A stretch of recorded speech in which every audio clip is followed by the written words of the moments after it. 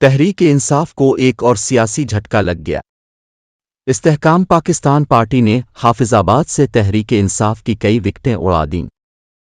حافظ آباد سے تحریک انصاف کے مختلف ضلعی عہدیداروں نے استحکام پاکستان پارٹی کے صدر عبدالعلیم خان سے مرکزی سیکریٹریٹ میں ملاقات کی اور پارٹی میں شامل ہونے کا اعلان کیا۔ ضلعی سیکریٹری افضال احمد ہنجرہ، نائب صدر رائے نواز کھرل اور سکندر حیات تارڑ IPP میں شامل ہو گئے۔ عبدالعلیم خان نے پارٹی میں شامل ہونے والوں کا خیر مقدم کرتے ہوئے سب کو ساتھ لے کر چلنے کا عزم کیا اور کہا کہ پارٹی کا منشور دے دیا ہے، مزدور اور کسان کی خوشحالی ہماری اولین ترجیح ہے۔ معاشی حالات ٹھیک ہوں گے تو مایوسیوں کے بادل خود بخود چھٹ جائیں گے۔ عوام پر بھرپور اعتماد ہے۔